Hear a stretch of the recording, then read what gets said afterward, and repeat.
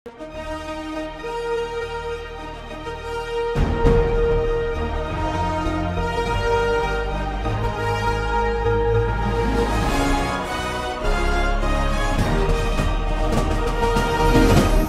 பார்த்து கொண்டிருப்பது உங்கள் ஜாஷ்வா டிவி. சகல ஜனங்களுக்கும் நற்செய்தி.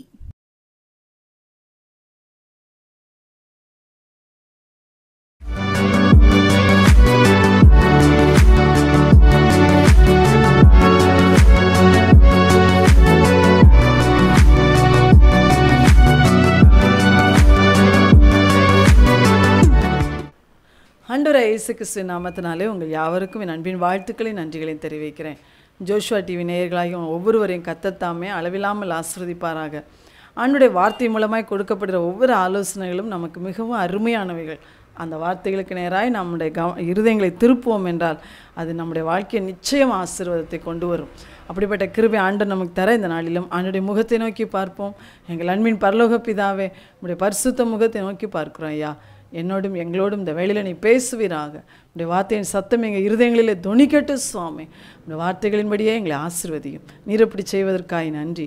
இயேசுவின் நாமத்தில் பிதாவே, ஆமேன். இந்த நாளிலும் தேவன் நம்மோடு பேச முடியாது கொடுத்தவுடைய வார்த்தை மத்தேயு எழுதின சுவிசேஷம் 5ஆம் அதிகாரம் 10வது வசனம். நீதி நிமித்தம் துன்பப்படுகிறவர்கள் பாக்கியவான்கள், பரலோக ராஜ்யம் அவர்களுடையது. என் நிமித்தம் உங்களை நிந்தித்து துன்பப்படுத்தி பலவித தீமையான மொழிகளையும் பொய்யாய் சொல்வார்களானால் பாக்கியவான்களாய் இருப்பீர்கள். ஆண்டவர் சொல்கிறார். அடுத்து கடைசியாக நம்ம 8 பாக்கியவான்களை குறித்து மலைப்பிரசங்கத்திலே தேவன் சொன்ன அந்த வார்த்தைகளை நாம் தொடர்ந்து தியானித்து கொண்டு வருகிறோம்.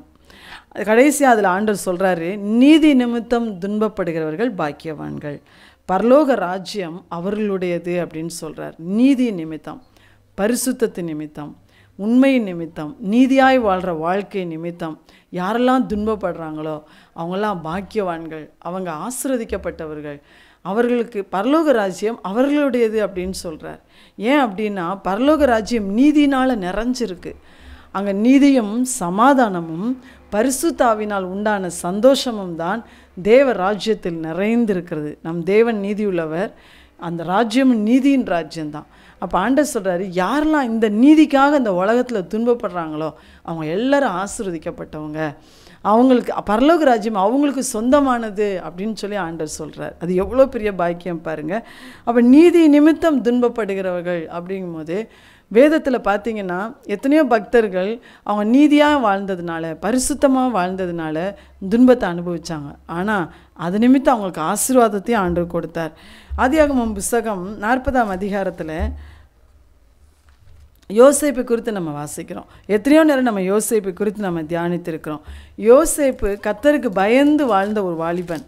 அவன் எகிப்திலே அவன் சிறைப்பிடித்து கொண்டு போகப்பட்டு அவன் எகிப்திலே பார்வோனுடைய பிரதானியாகிய போத்திபாருடைய வீட்டில் அவன் இருந்தப்ப அவன் கர்த்தருக்கு பயந்து உண்மை உள்ளவனாய் அவன் வாழ்ந்து கொண்டிருக்கிறான். ஆனால் அவனுக்கு விரோதமாய் அந்த பெண் அந்த போத்திபாருடைய மனைவி பாவம் செய்ய எழும்பின பொழுது, ஆனால் போத்திபார் நீதி உள்ளவனாய் பரிசுத்தம் உள்ளவனாய் அந்த பாவத்தை விட்டு அவன் விலகி ஓடினான். ஹல்லேலூயா.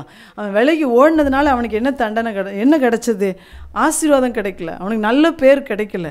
அவனுக்கு என்ன கிடைத்தது அப்படின்னா ஆதியாகமம் 40ஆம் அதிகாரம் 19-20ஆம் வசனத்தில் போட்டிருக்கு, அவனை சிறைச்சாலையில் ஒப்புவித்தார்கள். அவனுக்கு எதிராக அந்த போத்திபார் தன் மனைவியின் சொல்லை கேட்டு கடும் கோபம் உண்டு. அவன் பார்த்திங்கன்னா ரொம்ப கோபம் அவனுக்கு பயங்கரமாக வந்துருச்சு யோசேப்பு மேலே. அது வரைக்கும் யோசேப்பு மேலே அவனுக்கு அவ்வளோ மரியாதை இருந்துச்சு. யோசேப்பு உண்மையுள்ளவனாய் தான் இருக்கிறதுனால தான் வீட்டில் உள்ள எல்லா பொறுப்புகளையும் யோசேப்பு கையில் கொடுத்துருந்தான்.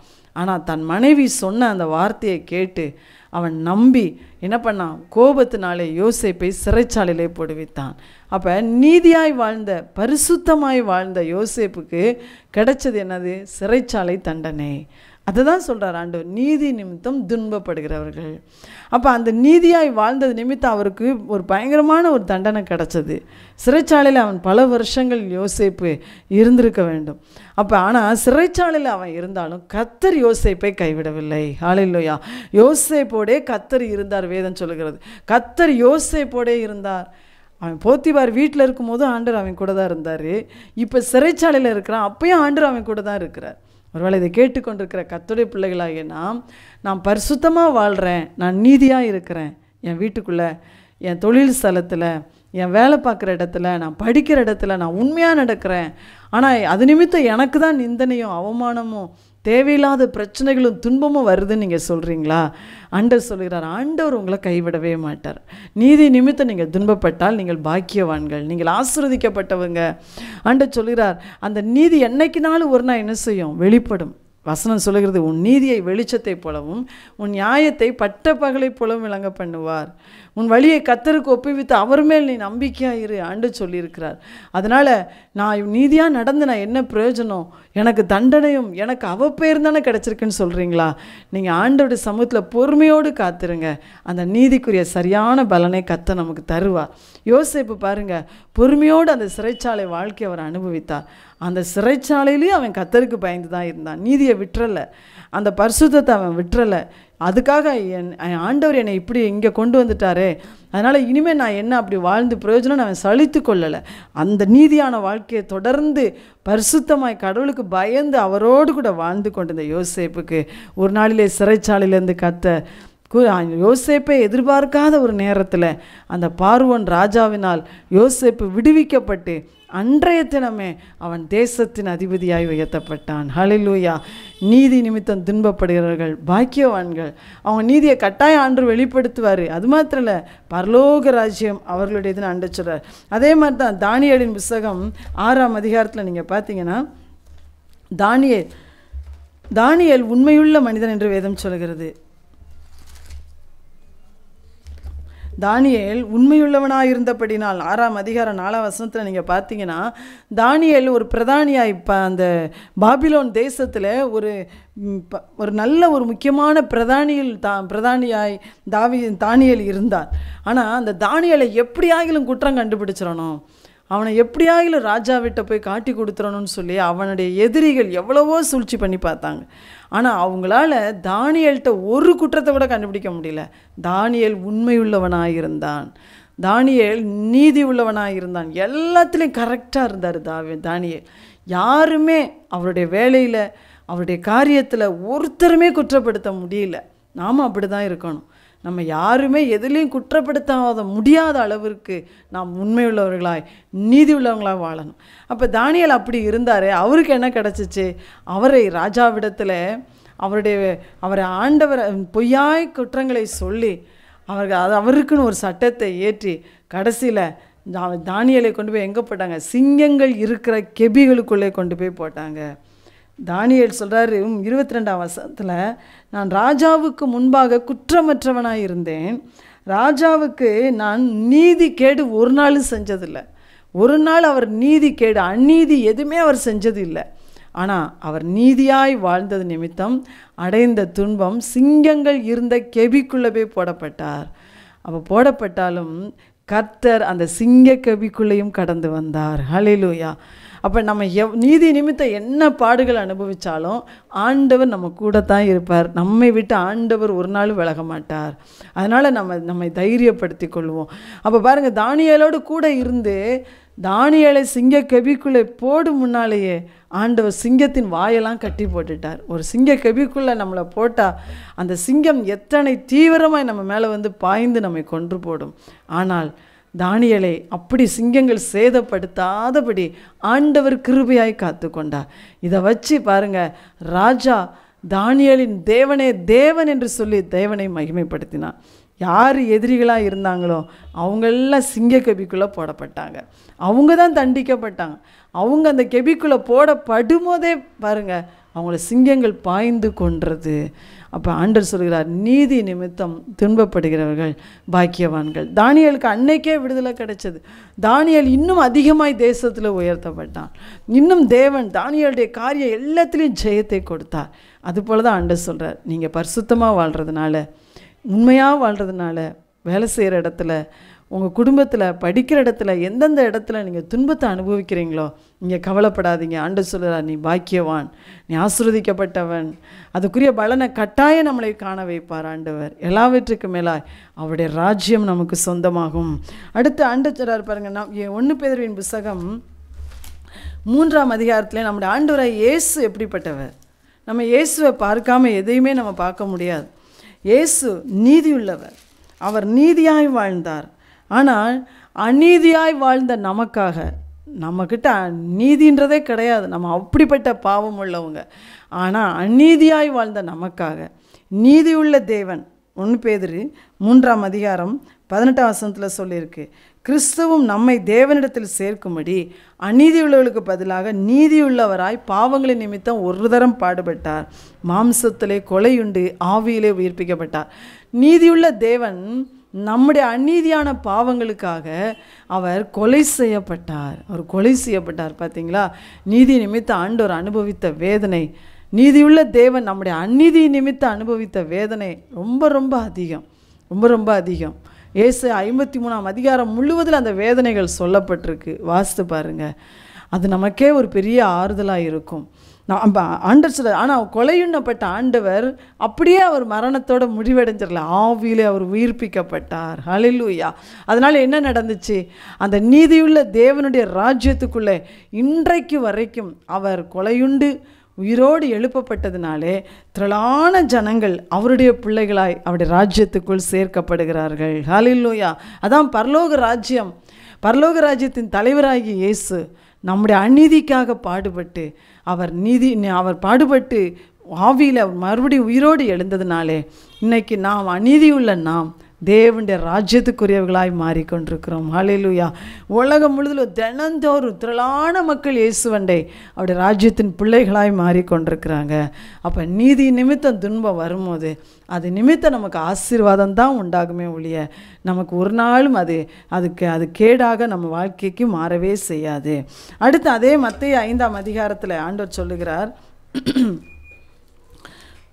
சொல்கிறாரு 11ஆம் வசனத்தில், என் நிமித்தம் உங்களை நிந்தித்து துன்பப்படுத்தி பலவித தீமையான மொழிகளையும் உங்கள் பேரில் பொய்யாய் சொல்வார்களானால் நீங்கள் பாக்கியவான்களாய் இருப்பீர்கள். சந்தோஷப்பட்டு களிகூறுங்கள், பரலோகத்தில் உங்கள் பலன் மிகுதியாயிருக்கும். உங்களுக்கு முன்னிருந்த தீர்க்கதரிசியும் அப்படியே துன்பப்படுத்தினார்களே ஆண்டு. அடுத்து என் நிமித்தம், இயேசு தான் சொல்கிறார், இயேசுவின் நிமித்தம் நீங்கள் இந்த உலகத்தில் நிந்தனை, வேதனை, துன்பத்தை அனுபவிக்கிறீங்களா, நீங்கள் பாக்கியவான்கள் அப்படின்னு சொல்கிறார். இன்றைக்கி நிறைய பேர் இயேசுவின் நாமத்தை வணங்குவதனாலே, இயேசுவை தங்கள் உள்ளத்தில் ஏற்றுக்கொண்டதுனாலே குடும்பத்தில் எவ்வளவோ நிந்தனை, அவமானம், பொய்யான வார்த்தைகள், நிறைய தூஷணங்கள் அதெல்லாம் அனுபவிக்கிறாங்க. குடும்பத்தினரால் ஒதுக்கப்படுறாங்க, குடும்பத்தினரால் புறக்கணிக்கப்படுறாங்க, சமுதாயத்தில் கிராம மக்களால் அவங்களுடைய ஜாதி இன மக்கள் மத்தியில் புறக்கணிக்கப்படுறாங்க. ஆனால் ஆண்டவர் சொல்கிறாரு, அப்படியெல்லாம் உங்களை துன்பப்படுத்தினாங்களா, உங்கள் மேலே பொய்யான குற்றச்சாட்டுகளை சொல்கிறாங்களா, அதுக்காக நீங்கள் கவலைப்படாதீங்க. இயேசு சொல்கிறார், நீங்கள் பாக்கியவான்களாக இருப்பீர்கள், நீங்கள் ஆசீர்வதிக்கப்பட்டவங்களாக இருப்பீங்க. ஆண்டவரே, இதுக்காக நீ கவலைப்பட்டு கண்ணீர் வடிக்காமல் சந்தோஷப்பட்டு களி கூறுங்கள்னு இயேசு சொல்லுகிறார். நீங்கள் ஏன்னா பரலோகத்தில் உங்கள் பலன் மிகுதியாக இருக்கும். இயேசுவே அவர் வாயினால் சொல்லியிருக்கிறார். அப்போ அவர் நாமத்துக்காக நீங்கள் இங்கே இடத்துல இந்த உலக வாழ்க்கையில் நிந்தனையும் அவமானத்தையும் வேதனைகளையும் துன்பங்களையும் பொய்யான குற்றச்சாட்டுகளையும் நீங்கள் அனுபவித்து கொண்டிருக்கிறீங்கன்னா இயேசு சொல்லுகிறார், உன்னுடைய பலன் ரொம்ப மிகுதியாக இருக்கும். அதனால் அதை நினச்சி நீ சந்தோஷப்பட்டு களி கூறு. என் ஆண்டவர் நிமித்தம் எனக்கு ஏற்பட்டிருக்கிற இந்த துன்பத்துக்காக, இந்த நிந்தைக்காக, இந்த அவமானத்துக்காக ஆண்டவரே உமக்கு நன்றிப்பான்னு சொல்லுங்கள். உமக்கு நன்றி ஆண்டவரே, நீர் எனக்கு இப்படிப்பட்ட ஒரு பாடுகளுக்கும் வழியாக என்னை நடத்துறதுக்காக உமக்கு நன்றி ஏசப்பா அப்படின்னு சொல்லுங்கள். 1 பேதுருவின் புத்தகம் 4ஆம் அதிகாரம் 12ஆம் வசனத்தில் இருந்து பேதுரு அப்போஸ்தலன் சொல்கிறாரு, உங்கள் நடுவிலே, உங்கள் குடும்பத்தில், உங்கள் வாழ்க்கையில் காணப்படுற இந்த அக்கினியான சோதனையை பார்த்து நீங்கள் திகைக்காதீங்க, நீங்கள் பயப்படாதீங்க. ஆண்டவர் சொல்கிறாரு, நீங்கள் கிறிஸ்துவின் மகிமை வெளி போடும்போது நீங்கள் களி கூர்ந்து மகிழும்படியாக, களி கூர்ந்து இதுக்காக நீங்கள் சந்தோஷப்படுவீங்க. மகிழும்படியாக அவருடைய பாடுகளுக்கு நீங்கள் பங்காளிகளானதால் சந்தோஷப்படுங்கள். இயேசுவை நிந்திச்சாங்க, இயேசுவை அவமானப்படுத்தினாங்க, இயேசுவை புறக்கணிச்சாங்க, அவரை தள்ளுனாங்க, அவரை காட்டி கொடுத்தாங்க, அவரை சிலுவையில் அறைஞ்சாங்க, அவரை கொலை பண்ணாங்க, அவருக்கு என்னென்ன வேதனை தூஷிச்சாங்க, அவருக்கு பொய்யான குற்றச்சாட்டுகளை சொன்னாங்க. ஆனால் ஆண்டவர் அந்த இயேசு, ஆனால் இயேசு உயிரோடு எழுந்து இன்றைக்கும் முழு உலகத்திலும் அவருடைய பிள்ளைகளை அவருக்கென்று அவருடைய பிள்ளைகளை அவர் சம்பாதித்து கொண்டிருக்கிறார். அப்போ ஆண்டவர் சொல்கிறாரு, அந்த இயேசுவுக்கு அவருடைய பாடுகளுக்கு நீங்கள் பங்காளிகளானதால் சந்தோஷப்படுங்கள் அப்படின்னு சொல்கிறார். அவரோடு பாடுகளை சகிக்கிறவங்க அவரோடு கூட ஆளுகை செய்வோம் என்று வசனம் சொல்லுகிறது.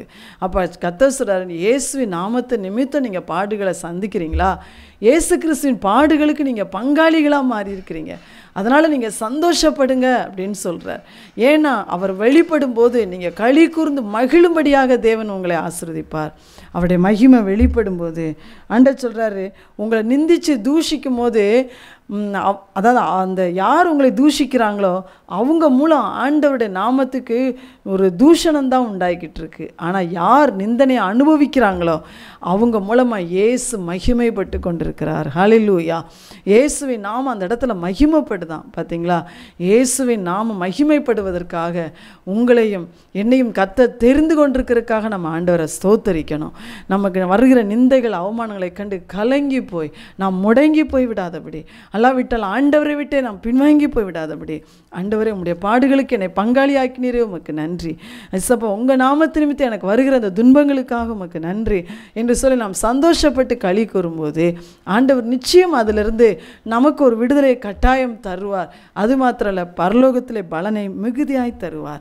அதனால தான் ஆண்டவர் சொல்றார், நீதி நிமித்தம் துன்பப்படுற நீங்கள் பாக்கியவான்கள், என் நிமித்தம் நீங்கள் நிந்தித்து துன்பப்படுத்தப்பட்டா பாக்கியவான்கள், பரலோகத்தில் உங்கள் பலன் மிகுதியாக இருக்கும், நீதி நிமித்தம் துன்பப்படுறவங்களுக்கு பரலோக ராஜ்யம் சொந்தமாக மாறும் என்று கர்த்தர் சொல்கிறார். அது மாத்திரம் இல்லை, ஒரு யோசேப்பை ஒரு தானியேலெல்லாம் இந்த உலக வாழ்க்கையிலேயே கர்த்தர் உயர்த்தினது போல ஆசீர்வதித்தது போல உங்களையும் நம்மையும் கட்டாயம் ஆசீர்வதிப்பார். ஹல்லேலூயா. அப்போ ஆண்டவர் இந்த 8 வாரங்கள் நாம் தொடர்ந்து கவனிக்காவிட்டாலும் உட நம்ம அந்த வார்த்தைகளை தியானித்திருக்கிறோம். மத்தேயு 5ஆம் அதிகாரத்தில் 2ஆம் வசனத்தில் இருந்து நம்ம தொடர்ந்து நம்ம ஆண்டுடைய வார்த்தையை தியானித்திருக்கிறோம். 8 பாக்கியவான்கள் அப்படின்னு சொல்லுவாங்க. 8 பாக்கியவான்கள்னு சொல்லி நம்ம சண்டே ஸ்கூலில் கூட பாடல்களை பாடியிருக்கிறோம்.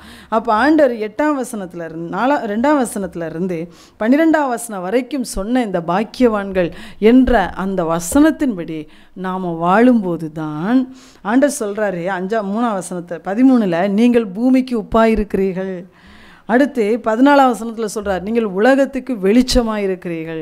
அப்போ நம்ம இந்த பூமிக்கு உப்பாக ருசி கொடுக்குறவங்களாக, மக்களுடைய வாழ்க்கைக்கு ருசி கொடுக்குறவங்களாக, இருள் நிறைந்த மக்களுக்கு வெளிச்சம் கொடுக்குறவங்களாக நாம் வாழணும்னு சொன்னால் ஆண்டவர் சொன்ன இந்த 8 வார்த்தையின்படியாய் நம்முடைய வாழ்க்கை வாழ நம்ம அர்ப்பணிக்கும் போது நம்ம மூலமாக அநேகர் வாழ்க்கையில் ருசி உண்டாகும், அநேகர் வாழ்க்கையில் வெளிச்சம் உண்டாகும். ஹல்லேலூயா. அப்போ ஆண்டவர் சொல்கிறார் 16ஆம் வசனத்தில், மனுஷர் உங்கள் நற்கிரியைகளை கண்டு பரலோகத்தில் இருக்கிற என் பிதாவை மகிமைப்படுத்தும்படி உங்கள் வெளிச்சம் அவர்கள் முன்பாக பிரகாசிக்க கடவுது.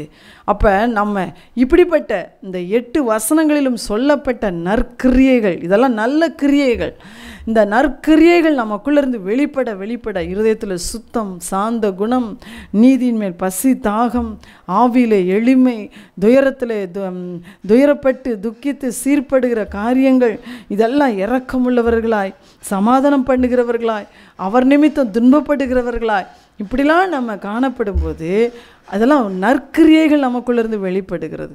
இந்த நற்கிரியைகளை கண்டு மனுஷர் தேவனை மகிமைப்படுத்துவார்கள், நம்ம அதன் பிதாவை மகிமைப்படுத்துவாங்க, நமக்குள்ளேருந்து ஒரு வெளிச்சம் ஜனங்கள் மத்தியிலே பிரகாசிக்கும் என்று ஆண்டவர் சொல்லுகிறார். அதனால தான் இந்த வார்த்தைகளை இத்தனை வாரமும் ஆண்டவர் நம்மோடு பேசியிருக்கிறார். உங்களுடைய கர்த்தருடைய ஆவியானவர் எனக்கு என்ன கற்றுக் கொடுத்தாரோ அதை உங்களோடு கூட நானும் பேசியிருக்கிறேன். இந்த வார்த்தைக்கு என்னையும் நான் அர்ப்பணித்து தேவனுக்கு முன்பாக பயத்தோடு நான் இருக்கிறேன். ஆண்டவரே, இப்படிப்பட்ட வார்த்தையின்படிலாம் வாழ எங்களுக்கு கிருபை தாரும், போதிக்கிற நாங்கள் ஆகாதவர்களாய் போய்விடாதபடி எங்களை பரிசுத்தமாய் காத்துக்கொள்ளும் என்று சொல்லி என்னையும் நான் கண்ணீரோடு ஆண்டவரிடத்தில் அர்ப்பணிக்கிறேன். நீங்களும் உங்களை அர்ப்பணிங்க. இந்த வசனத்தின்படி நம்ம நற்கிரியைகளை வெளிப்படுத்தும் போது நாம் இந்த பூமிக்கு உப்பாக, இந்த உலகத்துக்கு வெளிச்சமாக பிரகாசிப்போம். அநேகரை தேவ ராஜ்யத்துக்குள்ளே நாம் கொண்டு வந்து சேர்க்க முடியும். அப்படிப்பட்ட பாக்கியத்தை உங்களுக்கு எனக்கு ஆண்டவர் தரும்படி நாம் எல்லாரும் ஜெபிப்போம்.